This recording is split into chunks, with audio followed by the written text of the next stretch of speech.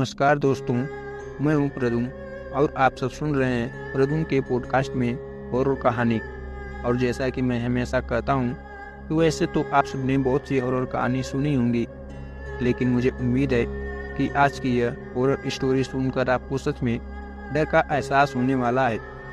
बस आपसे मेरी इतनी गुजारिश है कि आप हमारी इस कहानी को पूरा ज़रूर सुने और हमारी यह हॉरर स्टोरी आपको पसंद आती है और साथ ही आप हमारे चैनल पर अगर पहली बार आए हैं तो प्लीज़ हमारे चैनल को सब्सक्राइब करें। तो चलिए बिना ज़्यादा आपका समय न लेते हुए इस कहानी को शुरू करते हैं। शाम का समय था। सूरज धीरे धीरे पहाड़ियों के पीछे छिप रहा था और आकाश लाल गुलाबी रंग से सजा हुआ था। अजय एक पेशेवर का ड्राइवर था। अपने मालिक को एक महत्वपूर्ण बैठक के लिए शहर के दूसरे छोर पर छोड़कर लौट रहा था। रास्ता सुनसान था और चारों ओर अंधेरा छाने लगा था। अजय ने रेडियो चालू किया और धीमे गति से संगीत सुनते हुए आगे कार चलाता हुआ चला जा रहा था। अचानक एक मोड़ पर उसने सड़क के किनारे एक औरत को खड़ी देखा। वह सफ़ेद साड़ी में लिपटी हुई थी और उसकी आंखें अजीब सी उदासी थी। अजय ने सोचा कि शायद उसे किसी की मदद की ज़रूरत हो, इसलिए उसने कार रोक दी। क्या आप मेरी मदद कर सकते हैं? औरत ने धीमी आवाज़ से पूछा। जी बताइए, अजय ने जवाब दिया। मुझे गांव तक छोड़ दोगे क्या? यह रास्ता बहुत सुनसान है और मैं अकेली हूँ, औरत ने कहा। अजय ने उसे कार में बैठने का इशारा किया और वह चुपचाप पीछे की सीट पर जाकर बैठ गई। गाड़ी फिर से चल पड़ी।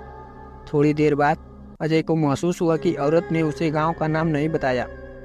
उसने शीशे में देखा तो औरत उसकी तरफ देख रही थी। आपको किस गांव जाना है? अजय ने पूछा। औरत ने धीरे से कहा, आगे जाकर बाएं मुड़ जाना। अजय ने जैसे ही बाएं मुड़ा, उसने देखा कि रास्ता बिल्कुल सुनसान और डरावना हो गया था। पेड़ पौधों में अजीब सी सिरन पैदा कर देने वाला छाया थी। थोड़ी देर में ही अजय को सामने एक पुराना टूटा फूटा घर दिखाई दिया। यहीं रोक दो, औरत ने कहा। अजय ने कार रोकी और पीछे मुड़कर देखा तो वह औरत गायब थी। उसकी सीट खाली थी, जैसे कि वहाँ कोई बैठा ही नहीं था। अजय का दिल जोर जोर से धड़कने लगा था। उसने चारों ओर देखा लेकिन कोई नहीं दिखा। वह जल्दी से कार से बाहर निकला और उस घर की ओर बढ़ा। घर के दरवाजे पर पहुँचते ही उसे एक बूढ़ी औरत मिली जो उसे अजीब नज़रों से देख रही थी। कौन हो तुम? बूढ़ी औरत ने पूछा। मेरा नाम अजय है। मैं यहाँ एक औरत को छोड़ने आया था, लेकिन वह गायब हो गई, अजय ने कहा। बूढ़ी औरत ने अजय को एक पुरानी तस्वीर दिखाई जिसमें वही औरत थी। उसकी कार में बैठी थी। यह मेरी बेटी है। कई साल पहले उसकी मौत हो गई थी, लेकिन उसकी आत्मा अभी भी यहाँ भटकती रहती है, बूढ़ी औरत ने रोते हुए कहा। अजय को यह सुनकर जैसे बिजली का झटका लगा हुआ हो। वह तुरंत वापस कार में बैठा और तेज रफ्तार से वहां से भाग निकला। कुछ दिन के बाद अजय ने कभी भी रात में उस रास्ते पर गाड़ी नहीं चलाई। उसे आज भी वह रात याद है और वह कांप उठता है। कहते हैं कि वह औरत आज भी उस रास्ते पर मदद की तलाश में खड़ी रहती है। अजय की रात को नींद उड़ चुकी थी। उसकी आंखों के सामने बार बार उस औरत का तस्वीर और बूढ़ी औरत के शब्द घूम रहे थे। अगले दिन वह अपने दोस्त रवि के पास गया, जो एक पुरातत्वविदा था और पुरानी कहानियों और रहस्यों की गहरी रुचि रखता था। रवि ने अजय की बात सुनी और उसे शांत करने की कोशिश की। अजय, ऐसी घटनाओं के पीछे कोई न कोई कारण होता है। शायद हमें उस गांव के बारे में और जानकारी प्राप्त करनी चाहिए। अजय और रवि ने तय किया कि वे अगले दिन उस गांव जाएंगे और उसकी जांच करेंगे। अगली सुबह वे दोनों एक साथ उस गांव की ओर चल पड़े। गांव में पहुंचते ही वे सीधे उस बूढ़ी औरत के घर गए। बूढ़ी औरत ने देखा, उन्हें देखते ही पहचान लिया। उसने उन्हें अंदर बुलाया और चाय पिलाई। आप लोग यहाँ क्यों आए हैं? उसने पूछा। रवि ने अपनी जिज्ञासा को व्यक्त करते हुए कहा, हम आपकी बेटी की आत्मा के बारे में जानना चाहते हैं। क्या आप हमें उसकी कहानी बता सकती हैं? बूढ़ी औरत ने आ भरी और कहना शुरू किया। मेरी बेटी राधा बहुत ही प्यारी और सुंदर थी। उसकी शादी पास के ही गांव में हुई थी, लेकिन उसके ससुराल में उसके साथ बहुत बुरा व्यवहार किया जाता था।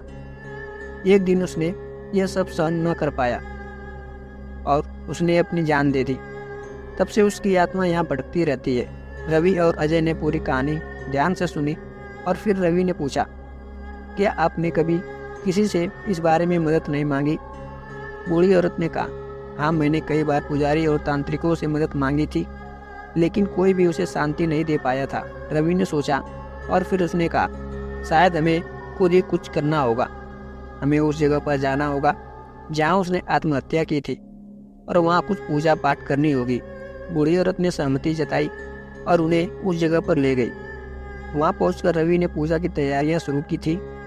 उसने मंत्रों के उच्चारण किया और राधा की आत्मा को शांति प्रदान करने के लिए प्रार्थना करने लगा। पूजा के दौरान अजय को एक अजीब सी भावना होने लगी थी कि जैसे राधा की आत्मा वहाँ मौजूद हो। उसने रवि को यह बात बताई। रवि ने अपनी आंखें बंद की और मंत्रों का उच्चारण और जोर जोर से करने लगा। अचानक हवा तेज हो गई और चारों ओर अंधेरा सा छा गया। अजय और रवि ने देखा कि राधा की आत्मा उनके सामने प्रकट हो गई थी। उसने धीरे धीरे कहा, मैं अब शांति प्राप्त करना चाहती हूँ, मुझे माफ़ कर दो। रवि ने अपनी पूजा को समाप्त किया और राधा की आत्मा ने धीरे धीरे अपने आंसुओं के साथ उस जगह को छोड़ दिया। अजय और रवि ने चैन की सांस ली। बूढ़ी औरत ने उन्हें धन्यवाद दिया और कहा, आपने मेरी बेटी को शांति दी, अब मैं भी शांति से जी सकती हूँ। उस दिन के बाद अजय ने कभी भी उस रास्ते पर किसी औरत को खड़ा नहीं देखा। गांव में भी लोग कहते हैं कि अब वहाँ कोई आत्मा नहीं भटकती है। राधा की आत्मा को शांति मिलने के बाद अजय की जिंदगी भी वापस सामान्य हो गई थी। उसने अपनी गाड़ी चलाना जारी रखा, लेकिन उसे कभी भी वह रात नहीं भूली। वह हर बार जब उस गांव के पास से गुजरता था तो एक छोटी सी प्रार्थना करता था, राधा की आत्मा की शांति के लिए मैं धन्यवाद देता हूँ। अजय ने अपने इस अनुभव को अपने दोस्तों और परिवार के साथ साझा किया और उन्हें सिखाया कि किसी की मदद करने में डरना नहीं चाहिए, क्योंकि कभी कभी हम अनजाने में किसी की आत्मा को शांति देने में भी मदद कर सकते हैं।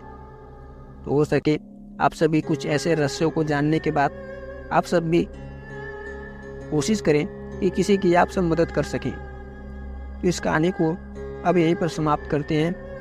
और यह कहानी, यह छोटी सी स्टोरी आपको कैसी लगी? यह कहानी आपको पसंद आई तो प्लीज़ वीडियो को एक लाइक, चैनल को सब्सक्राइब जरूर करें।